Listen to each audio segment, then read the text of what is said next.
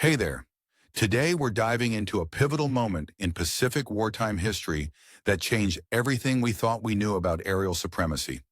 On February the 14th, 1943, over the Solomon Islands, a Japanese pilot's secret notes hinted that the American fighter aircraft they believed was inferior was actually far beyond their expectations, something that would soon turn the tide of the air war. But what if I told you that just days earlier, Japanese pilots had believed their Zero fighters were invincible, almost divine in their mastery, destroying hundreds of enemy planes with ease? How could a single aircraft, boasting a range of nearly 2,000 miles and a turn radius less than 600 feet, be challenged? Did the Japanese truly underestimate the power of the new American fighters? Or was their confidence built on a fragile illusion? And what happened when the legendary Zero met its first real challenge? One that would expose its fatal flaws and force a seismic shift in aerial combat. All of these pieces, an aircraft log, a brutal sky duel, legendary aces, and secret reports, are parts of a larger puzzle. The question is, what does it all mean for the future of air warfare in the Pacific?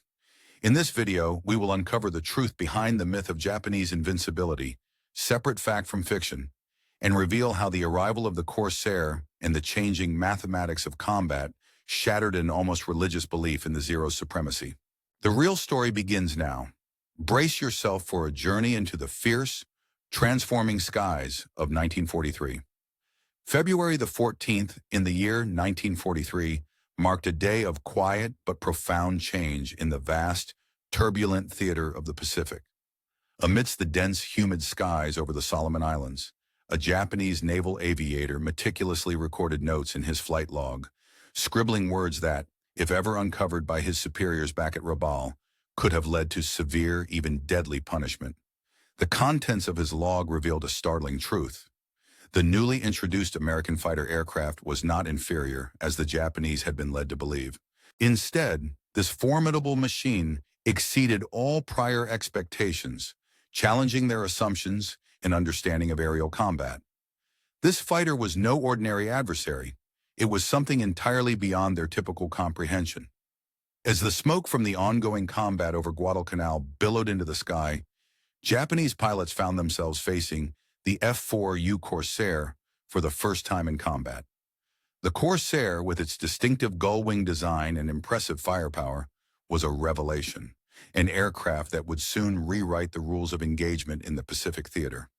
The incident on what would come to be known as the Saint, Valentine's Day Massacre, a dark, brutal chapter in the war, saw a squadron of 12 Corsairs from Marine Fighting Squadron 14, known as VMF-124, engage Japanese forces in a fierce sky duel. The results were a mixture of loss and gain. The Americans suffered the loss of 2 Corsairs alongside several other aircraft, while Japanese forces also incurred heavy casualties.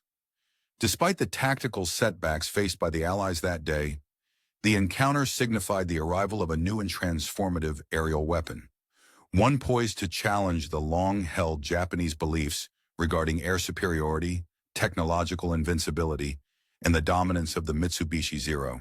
What the Japanese pilots failed to realize at that moment was that they had just seen the initial act of a broader transformation.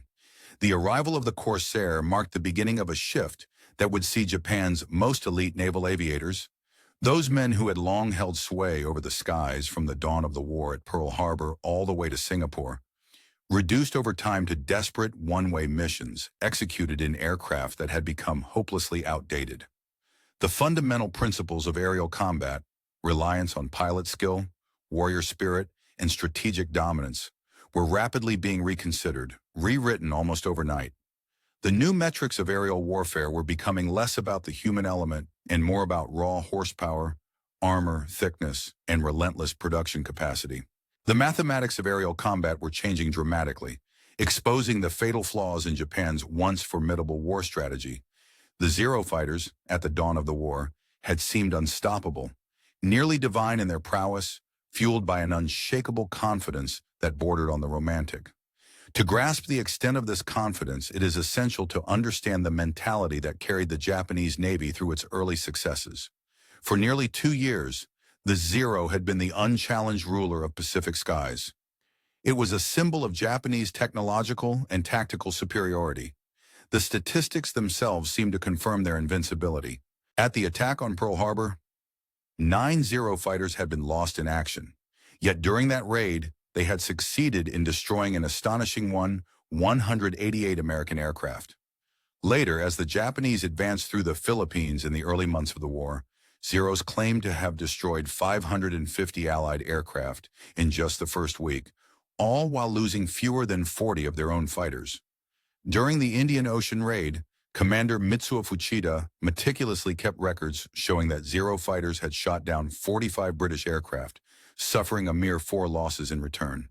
These remarkable kill ratios, often reaching 10 to 1 or higher, reinforced the perception of divine superiority, the belief that the Zero was an almost invulnerable, untouchable tool of war. Among Japan's leading aces was Warrant Officer Hiroyoshi Nishiwa, who would ultimately amass an incredible 77 confirmed victories. In February of 1943, Nishiwa wrote an astonishing letter to his younger brother, expressing the near-religious admiration he held for the Zero. "The Zero is the perfect weapon," he wrote. "It harmonizes with the pilot's spirit like a samurai's sword." The Americans build flying trucks, heavy, cumbersome, and devoid of soul. "They cannot rival the unity of man and machine that we possess." His words were hardly mere propaganda. They reflected a genuine belief rooted in the aircraft's astonishing performance statistics from 1941 to 1942. The Zero's range of approximately 1,929 miles allowed Japanese fighters to escort bombers across vast distances that American planners had deemed impossible. Its exceptional turn radius of only around 612 feet at a speed of 200 miles per hour made it a nimble adversary, seemingly capable of outmaneuvering its enemies at every turn. In truth, the Zero's capabilities during that period had indeed outshone anything the Allies could field. It's the Mitsubishi, a 6M Zero fighter aircraft, renowned for its exceptional agility and performance during the early years of the Pacific War, could climb to an altitude of 15,000 feet in a mere 5 minutes and 30 seconds. This was a remarkable feat, especially considering it was achieved roughly 1 full minute faster than the climbing capabilities of the American counterparts it frequently faced in combat. Such performance allowed Zero pilots like Lieutenant Kaname Harada, a seasoned veteran of the infamous attack on Pearl Harbor, with an impressive tally of 19 confirmed aerial victories, to operate with a sense of near invincibility. During a 1976 interview, Harada vividly recalled that the Zero responded to a pilot's thoughts, seemingly an extension of the pilot's will, rather than merely responding to control inputs. This exceptional responsiveness gave the impression that pilots could perform an intricate aerial dance, fluid and effortless, while American fighters, comparatively trudging along, appeared clumsy and sluggish. Japanese pilots often considered their aircraft to outperform American fighters significantly, perceiving them as lumbering cattle in comparison to the sleek, responsive thoroughbreds, a colloquial term suggesting strength and speed, of the Zero. Nevertheless, by late 1942, cracks in this seemingly unassailable superiority had begun to emerge. Despite mounting evidence, the Japanese Naval Command refused to admit that their advantage was waning. The devastating Battle of Midway resulted in the loss of not just 4 of Japan's vital aircraft carriers, but also lifetime losses of around 110 of Japan's most experienced naval aviators, professionals with over 1,000 flight hours and considerable combat experience accumulated in China. These skilled pilots were irreplaceable, and their loss created a disturbing gap in the Japanese air fleet's operational capacity. What was truly alarming, however, were the growing reports from the front lines, revealing the shifting technological landscape of aerial combat. Commander Minoru Gender, who served as the tactical strategist at Pearl Harbor, and who would later play an instrumental role in establishing Japan's post-war air self-defense force, classified these findings in a secret report. He documented the increasing difficulty Japanese fighters faced when attempting to shoot down American aircraft. The newly introduced F-6F Hellcat, encountered in relatively small numbers at that time, appeared to shrug off tremendous amounts of punishment, with American pilots reporting that they could hit these fighters with dozens of rounds from their familiar 7.7mm machine guns without achieving the intended results. The Guadalcanal campaign further underscored an increasingly worrisome reality. American numerical superiority was growing at an alarming rate, whereas before, Japanese pilots might have managed to face off against equal or even inferior numbers. By early 2014, American fighter formations frequently numbered 20, 30, or even 50 aircraft. The brutal mathematics of modern industrialized warfare, rooted in relentless production and technological advancement, was steadily eroding the once exclusive aerial dominance that Japanese combatants believed to have possessed through their mastery of Zero tactics. The confrontation between the Zero and the F4U Corsair, an aircraft that would soon become dominant over Pacific skies, occurred for the first time on the 14th of February in the year of 1943. This decisive encounter involved a small group of 12 F4U-1 Corsairs from VMF 124, which had arrived at Guadalcanal just 2 days prior. Their mission was to escort PB-4Y Liberator bombers on a strike against Japanese targets. During the engagement, both sides suffered losses: 2 Corsairs, 4 P-40, 4 P-38 Lightning fighters, and 2 Liberators went down. The Japanese, in turn, lost 3 of their Zeros and additional bombers. Although tactically inconclusive, the battle served as a signpost, heralding the arrival of an aircraft that would soon dominate the wind and waves of Pacific combat, the Corsair. The technical details behind the Corsair's superiority in combat shocked Japanese analysts and strategists alike. The F4U-1 was powered by a Pratt & Whitney R2800 double wasp engine, initially producing an astonishing 2,000 horsepower, more than double that of the Zero's Nakajima Sakai 12 engine, which generated around 950 horsepower, or the later model's Sakai 21 with just over 1,100 horsepower. This engine horsepower translated into remarkable performance figures, including a top speed of approximately 417 miles per hour, dwarfing the Zero's maximum speed of about 331 miles per hour. Furthermore, the Corsair's climb rate was significantly enhanced, reaching 20,000 feet in roughly 7.5 minutes, less than half the 12-minute ascent of the Zero. It was also capable of maintaining control in dives exceeding speeds of 450 miles per hour, whereas Zero fighters struggled with control issues, sometimes experiencing control surface freeze above speeds of 350 miles per hour. These advancements meant that traditional Zero tactics, which relied heavily on maneuverability and dogfighting agility, quickly became obsolete in the face of the Corsairs. The story of aerial combat during World War II is replete with moments of intense innovation, daring tactics, and technological breakthroughs. None more striking than the saga of the United States Navy's Corsair fighter aircraft and its encounters with the formidable Zero. The Corsair, often described as a highly effective and durable machine, was instrumental in turning the tide of aerial battles in the Pacific theater, engaging enemy fighters and rushing into the fray with a combination of superior armament, rugged construction, and tactical ingenuity that Japan struggled to counter. In combat scenarios, the Corsair clashed fiercely with formidable adversaries, including over 110 sorties launched against entrenched Allied positions.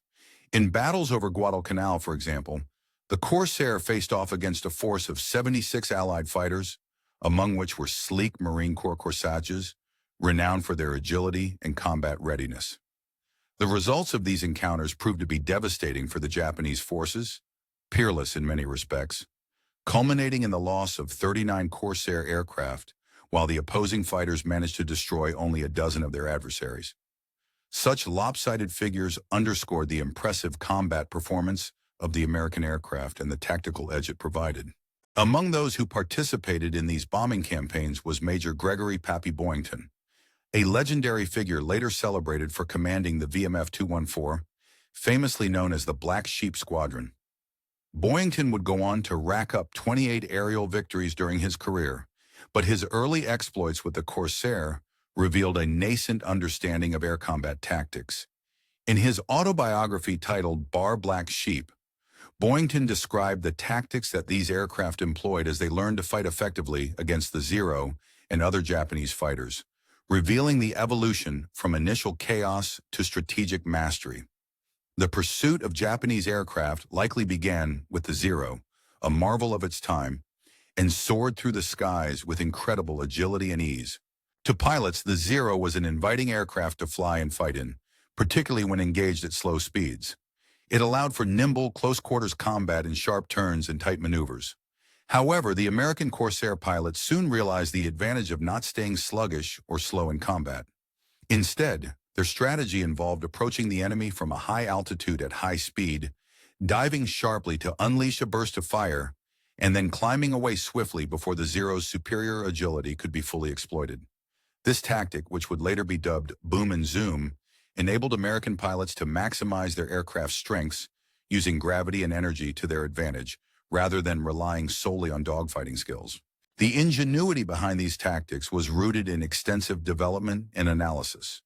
By May of 1943, Japanese technical teams had examined captured Allied aircraft and collected reports from the field. What they uncovered shook them to their core. Surpassing mere enemy aircraft performance, it was a revelation about their own limitations. The construction material and armor of the Corsair demonstrated an industrial capability far exceeding Japanese manufacturing. Its armor plating, what would in total weigh more than 70 kilograms, protected critical components like the pilot, the oil tank, and the oil cooler, rendering the aircraft remarkably resilient. To put it into perspective, this armor's weight surpassed that of some entire Japanese trainer aircraft. The aircraft's windscreen was especially noteworthy. A bulletproof, 38mm thick pane of glass designed to withstand point-blank strikes from the prevalent 50 caliber machine guns used by Japanese fighters. Moreover, the Corsair featured self-sealing fuel tanks embedded with layered rubber materials that expanded upon puncture, greatly reducing the likelihood of fatal fires that plagued Japanese Zero pilots. Weaponry was another decisive factor. 6 Browning caliber 50 machine guns, with each round possessing over 8 times the kinetic energy of the Zero's light armament. The Corsair carried an ammunition load of about 2,350 rounds, sufficiently large to sustain a continuous barrage for approximately 30 seconds, triple what the Zero could deliver. The aircraft's armament was further bolstered by the inclusion of armor-piercing incendiary rounds, such as the ANM-2, capable of penetrating up to 21 millimeters of armor at 500 yards, something the Zero's negligible armor could not defend against. By the summer of 1943, intelligence data flowing into Japanese Naval Command painted a stark and unsettling picture of American industrial output, revealing a level of production that Japan could hardly comprehend, an assertion of the sheer scale.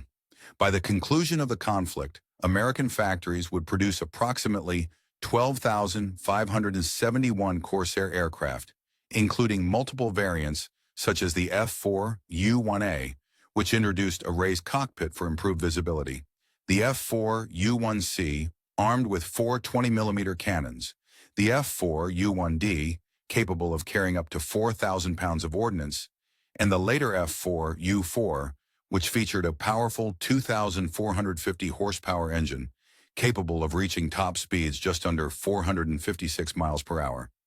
This ongoing evolution of the during World War II, certain military training programs faced formidable challenges due to their rigorous standards. One such program was renowned for its exceptional selectivity, where the harshness of criteria and the demanding nature of the training resulted in a staggering failure rate, approximately 95%. This meant that out of every 100 candidates who entered the program, only about 5 would successfully complete the training and emerge as proficient pilots. These surviving trainees, having undergone this intensely selective process, were undoubtedly among the most skilled and well-prepared combat aviators of their time. However, despite their elite status, the capacity of this program was severely limited, producing merely 100 qualified pilots annually, an insignificantly small number compared to the vast needs of wartime combat operations. In stark contrast to this slow but highly selective process, the United States Navy implemented a vastly different approach aimed at rapidly building a formidable air force. By the year 1943, their expanded training system was capable of producing approximately 25,500 new pilots each month. This large-scale, more streamlined method of training enabled a substantial increase in pilot availability, which was crucial given the relentless pace of aerial combat in the Pacific theater. These newly trained pilots did not only have basic flight hours, they accrued around 600 hours of flight training prior to being deployed for combat missions. This intensive preparation included approximately 200 hours specifically dedicated to mastering advanced fighter aircraft, ensuring they possessed significant experience in combat readiness. In comparison, the training hours accumulated by Japanese replacement pilots in 1943 were considerably lower. These pilots typically averaged between 100 and 150 total hours in flight, which was barely more than what an inexperienced novice might acquire. By the year 1945, some of the kamikaze pilots who flew suicide missions had been credited with as little as 40 hours of flight time, an incredibly limited level of experience, especially considering the complexities and dangers of aerial combat. The numbers tell a relentless and unforgiving story. Every experienced pilot lost in combat was no longer replaced by someone with a similar level of training. Instead, they were replaced by trainees who had undergone only a fraction of the effort and learning. For instance, losing a skilled Corsair pilot didn't merely reduce the combat strength temporarily, it effectively lowered the overall quality of the squadron because incoming replacements had only about 1/6 of the training hours of their fallen comrades. As combat continued, the gap in pilot experience, skills, and readiness grew wider with each engagement. This deterioration was especially evident at the Japanese fortress of Rabaul in the South Pacific, an infamous site that became the symbolic graveyard of Japanese naval aviation. Between October 1943 and February 1944, relentless battles raged around Rabaul, where American squadrons equipped with the renowned F4U Corsair engaged Japanese forces repeatedly. These encounters inflicted severe losses. The Japanese suffered devastating attrition rates, eroding their last holdouts of highly experienced pilots. The devastating toll on Japan's naval aviation was not only in aircraft destroyed, but also in the erosion of the expertise that took years to develop. The statistics from this period reveal a story of systematic, almost methodical annihilation. On the 11th of November 1943, American carrier air groups, including formations of Corsairs, launched strikes against Rabaul's harbor and its airfields. During these assaults, out of the total Japanese aircraft available, numbering approximately 270, you had 35 shot down and 40 damaged. These numbers illuminated various aspects of Japanese aviation's waning capacity.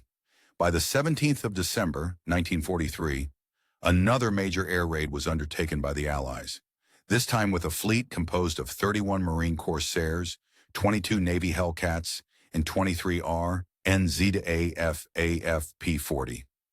Japanese forces, already severely diminished, could only offer minimal opposition. The few interceptors that managed to take to the air against these overwhelming assaults were swiftly and decisively destroyed. As the war progressed into the early months of 1944, Japanese pilots grew increasingly reluctant to engage the American fighters unless they faced criteriously superior numbers. This was a stark departure from their earlier tactics in early 1941, when lone Zeros would valiantly attack entire enemy squadrons and often emerge victorious through daring and skill. The evolution of aerial combat during this period vividly demonstrated the shifting balance of power.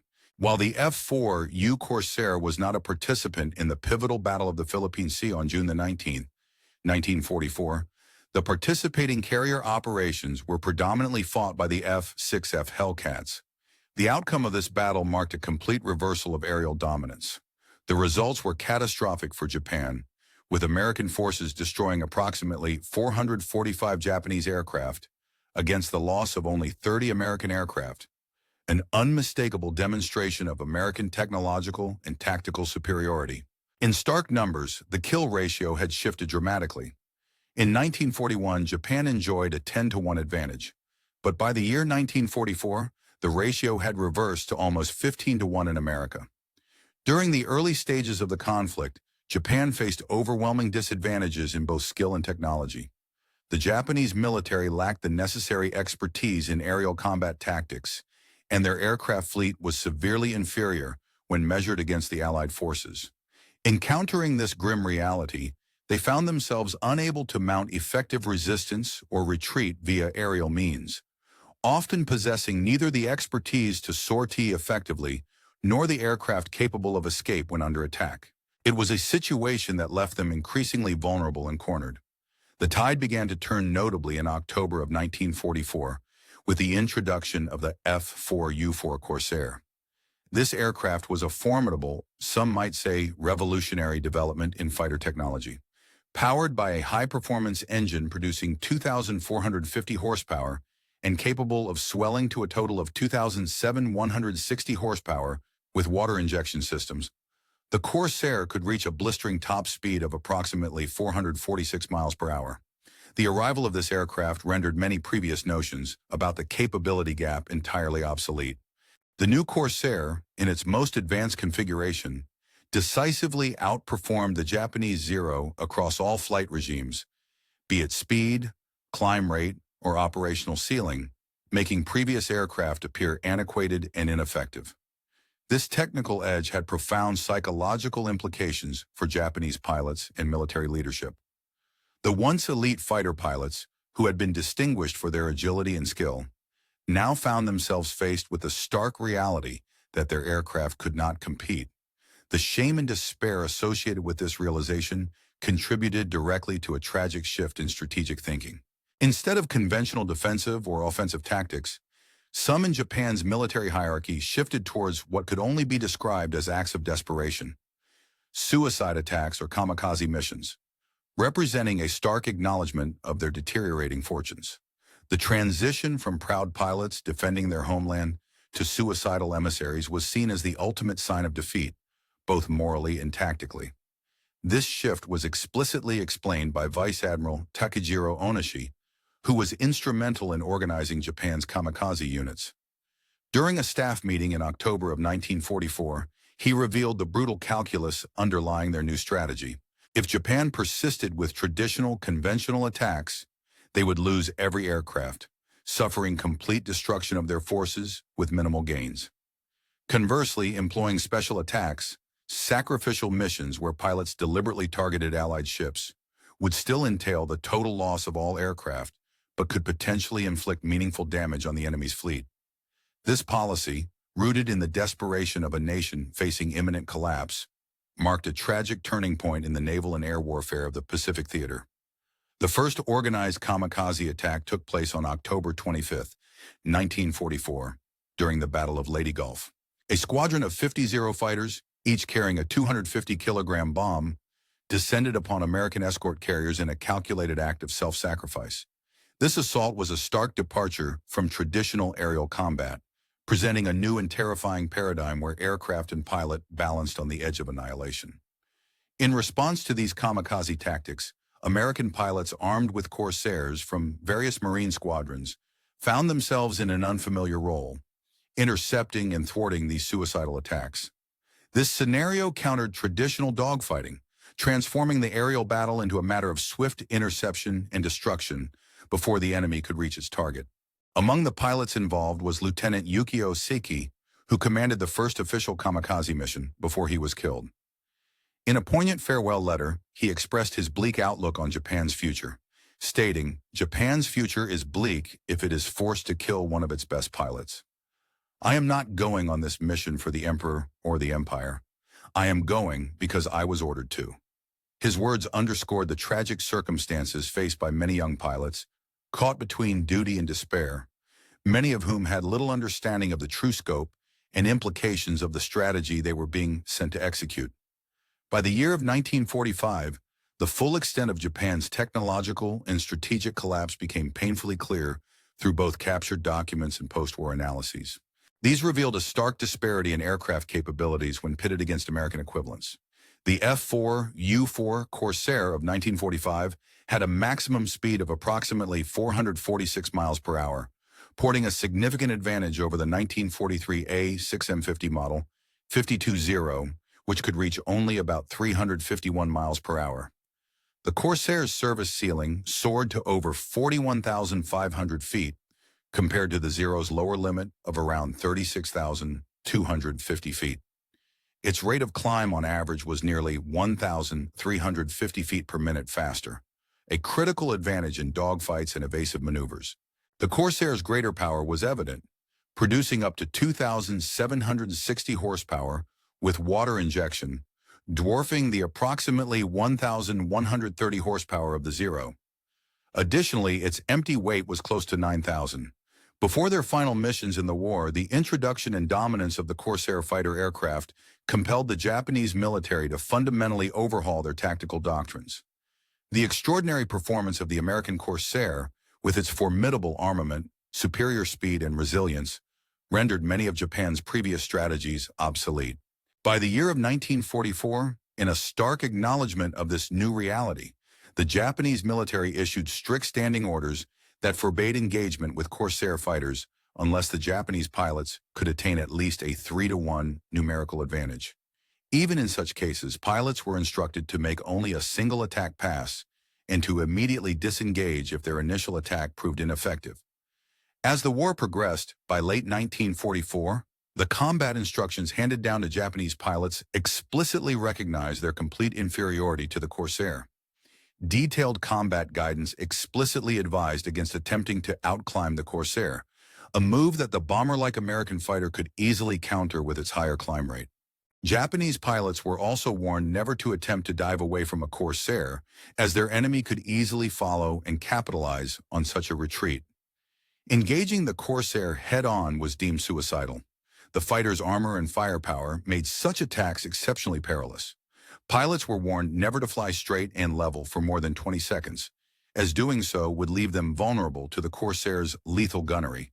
Instead, if they found themselves caught in a bounce where the enemy strikes unexpectedly from above, they were instructed to perform a split S maneuver, drop to minimum altitude if possible, and attempt to escape, though the odds were steep against such a quick retreat. Strategically, Japanese pilots were told to strike only under conditions where they maintained an overwhelming advantage and could surprise the enemy, because by early 1945, hopes of turning the tide had all but vanished. The situation had deteriorated into full-scale collapse, with Japanese air units flying aircraft that had not been properly maintained for months, often burning lower-octane fuel, 87 octane instead of the recommended 91 or 100 octane, to conserve weight and resources. As a result, their aircraft performance suffered greatly. Moreover, ammunition loads were deliberately reduced to further save weight, placing Japanese pilots at a further disadvantage. Meanwhile, American Corsair squadrons operating from fleet carriers gained every conceivable advantage after December 28, 1944, when carrier operations involving the Corsair were finally authorized.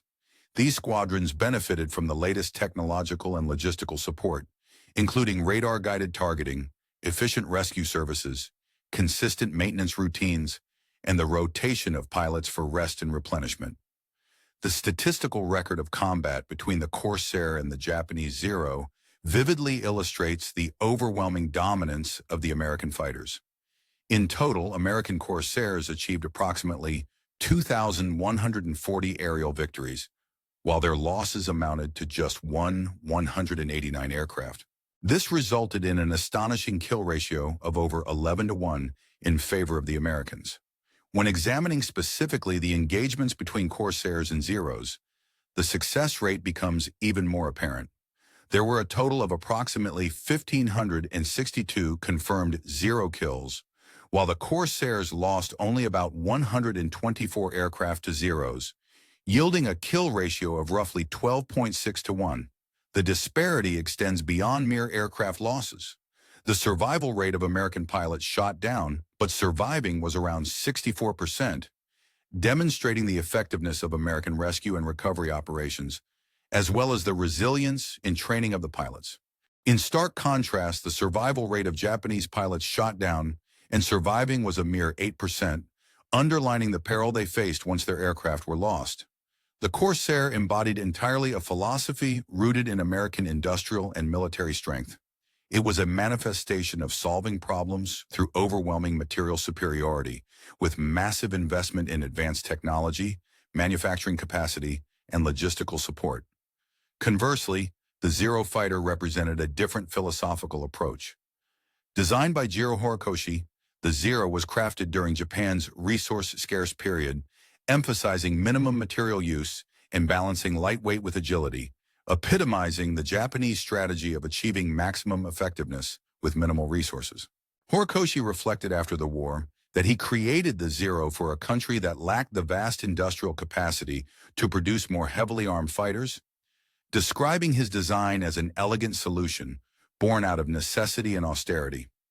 In contrast, the Corsair was a symbol of abundant resources, a product of American industrial abundance that could afford not only to produce a more capable aircraft, but also to invest in comprehensive pilot safety, maintenance, and operational support. The financial costs reflected these differing philosophies. Each Corsair aircraft, costing between $50,000 and $75,000, was a significant investment, while the Zero's cost of around $25,000 was comparatively lower, emphasizing efficiency and cost-effectiveness over raw power. The Americans spent more because they could afford comprehensive protection for their pilots and advanced production facilities that ensured superior aircraft quality and reliability. The dominance of the Corsair during the war imparted overcoming limitations imposed by inferior aircraft was an essential, albeit difficult, challenge that often involved a simple yet profound realization. Quantity, when produced consistently and efficiently, can compensate for quality. In the theater of aerial combat, the sheer mass of aircraft, if produced in sufficient numbers, could produce a kind of formidable strength that no limited supply of top-tier fighters could match. The old adage that mass has its own quality proved true time and again, emphasizing the importance of large-scale production to maintain operational effectiveness. When faced with an opponent armed with fewer, but arguably superior aircraft, it became clear that survivability in combat was crucial. An aircraft that stays in the fight, and pilots who live to fly another day, accumulate valuable experience, an often overlooked but vital factor that shapes overall combat effectiveness. The ability to replace lost aircraft swiftly and to keep pilots operational is fundamentally determined by a nation's industrial capacity. In the grand scheme, the capability to produce military hardware in vast quantities often outstrips the advantage of initial technological superiority. Historically, the strongest nations were those whose factories and industrial infrastructure surpassed their rivals. This dominance in manufacturing capacity, combined with a consistent pace of innovation, could turn the tide of war more decisively over time than relying solely on initial technological advantages. Ultimately, static initial superiority tends to erode when an opponent enhances its production, learns from missteps, and adapts, becoming in effect an inferior force over the longer term. These foundational principles of industrial growth and adaptive innovation did not fade after the conflict, but became the guiding pillars of Japan's post-war economic miracle. Through deliberate industrial reforms and technological development, Japan transformed itself from a war-ravaged nation into one of the most dynamic and prosperous economies in the world. Central to this transformation were lessons derived from the battle between tradition and modernity, a story emblematic of the clash faced by Japanese pilots flying the legendary Zero fighter against the newer, more industrially advanced American aircraft. The Mitsubishi Zero exemplified the apex of weight-saving aeronautical engineering. Every part was crafted with utmost precision, reducing weight wherever possible to maximize maneuverability and range. Its design philosophy centered on minimization. Every gram was scrutinized and trimmed, embodying an ethos of agility over armor or firepower, which often left it vulnerable in prolonged engagements. In stark contrast, the F4U Corsair, an American fighter, embodied the fruits of industrial abundance and technological might. It was a symbol of industrial power, offering robustness, formidable firepower, extensive protection, and high-performance engines, all without compromise. Its design reflected a commitment to production excellence and technology, equipped for dominance rather than weight savings. When Japanese and American aircraft confronted each other over the Pacific Ocean, the outcome was almost predetermined by this fundamental disparity in underlying philosophies. No matter how skilled the pilot, how rooted in tradition or spirit, they could not alter the underlying mathematical realities.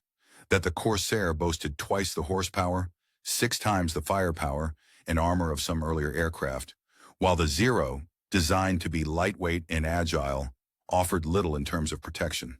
As a result, Japanese pilots who had once believed in their aircraft's invincibility and the superiority of their tactics faced a harsh and humbling truth.